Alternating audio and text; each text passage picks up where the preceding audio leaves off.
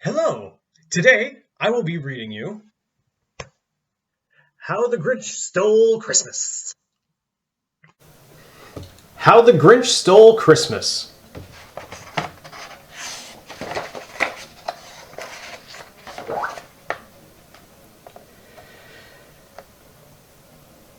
Every Who down in Whoville liked Christmas a lot. But the Grinch, who lived just north of Whoville, did not. The Grinch hated Christmas, the whole Christmas season. Now please don't ask why, no one quite knows the reason. It could be his head wasn't screwed on just right. It could be, perhaps, that his shoes were too tight. But I think the most likely reason of all may have been that his heart was two sizes too small.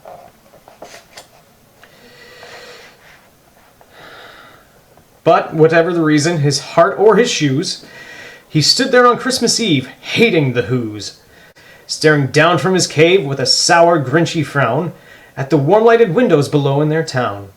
For he knew every Who down in Whoville beneath was busy now, hanging a mistletoe wreath. "And they're hanging their stockings," he snarled with a sneer. "Tomorrow is Christmas! It's practically here!" Then he growled, with his Grinch fingers nervously drumming, "I must find some way to stop Christmas from coming." For tomorrow he knew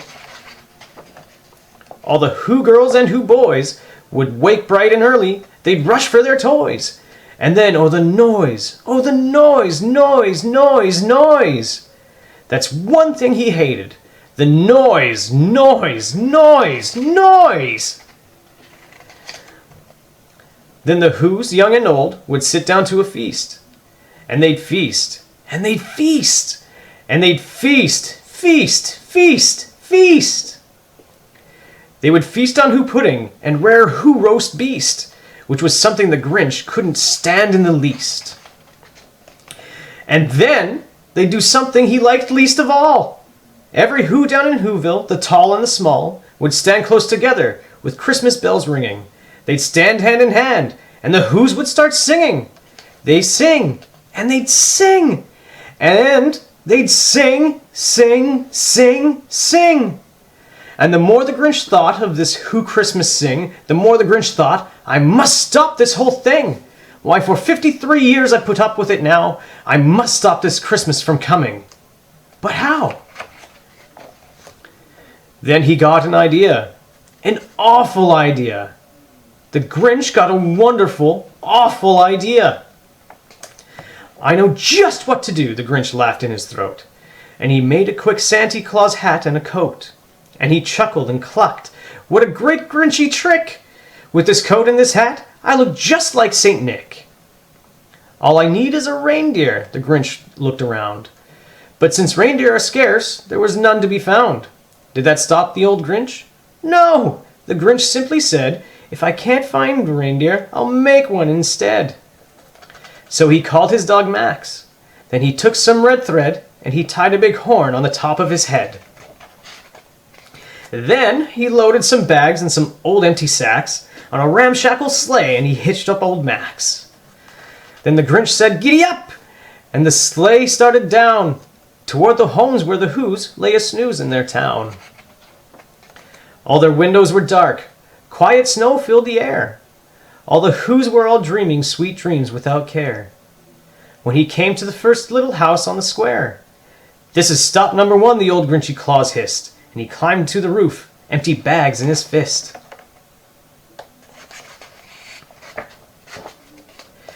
Then he slid down the chimney, a rather tight pinch. But if Santa could do it, then so could the Grinch. He got stuck only once, for a moment or two. Then he stuck his head out of the fireplace flue, where the little Who stockings all hung in a row. "These stockings," he grinned, "are the first things to go." Then he slithered and slunk, with a smile most unpleasant, around the whole room, and he took every present. Pop guns and bicycles, roller skates, drums, checkerboards, tricycles, popcorn, and plums. And he stuffed them in bags. Then the Grinch very nimbly stuffed all the bags one by one up the chimbley.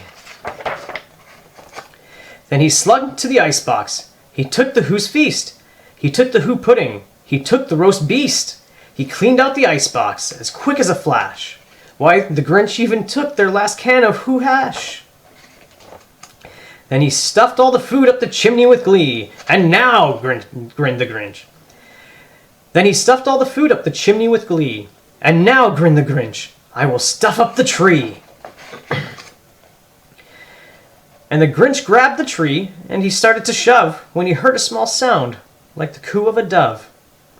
He turned around fast, and he saw a small who. Little Cindy Lou who was not more than 2. The Grinch had been caught by his tiny Who daughter. The Grinch had been caught by this tiny Who daughter, who'd got out of bed for a cup of cold water.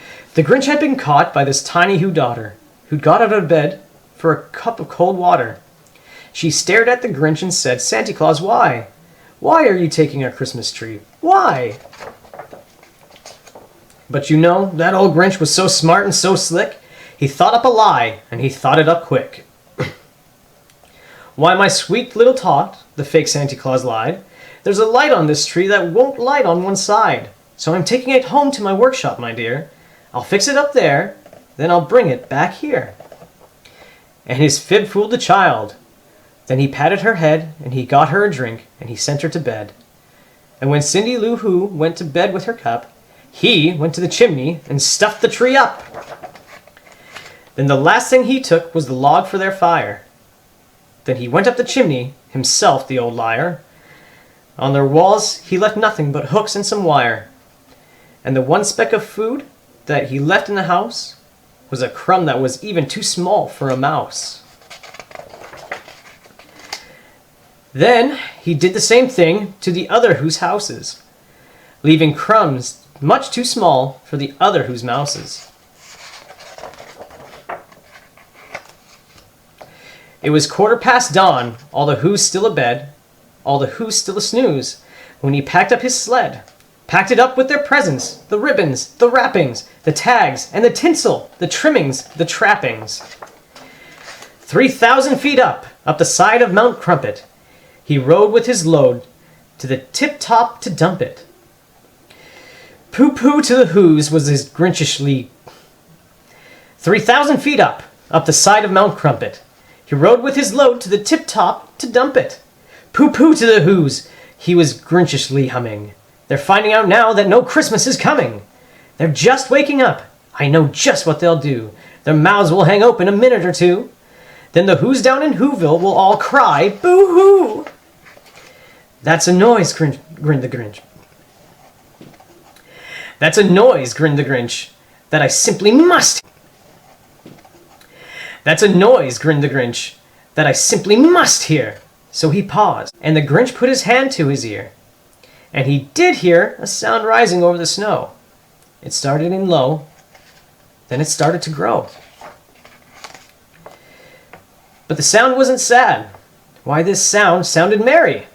It couldn't be so, but it was merry. Very. He stared down at Whoville. The Grinch popped his eyes. Then he shook. What he saw was a shocking surprise. Every Who down in Whoville, the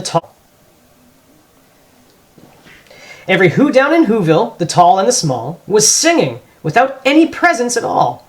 He hadn't stopped Christmas from coming. It came. Somehow or other, it came just the same. And the Grinch, with his Grinch feet ice cold in the snow, stood puzzling and puzzling. How could it be so? It came without ribbons. It came without tags. It came without packages, boxes, or bags. And he puzzled 3 hours till his puzzler was sore. Then the Grinch thought of something he hadn't before. Maybe Christmas, he thought, doesn't come from a store. Maybe Christmas, perhaps, means a little bit more. And what happened then? Well, in Whoville they say that the Grinch's small heart grew 3,000. And what happened then? Well, in Whoville they say that the Grinch's small heart grew 3 sizes that day. And the minute his heart didn't feel quite so tight, he whizzed with his load through the bright morning light, and he brought back the toys and the food for their feast. And he himself, the Grinch, carved the roast beast.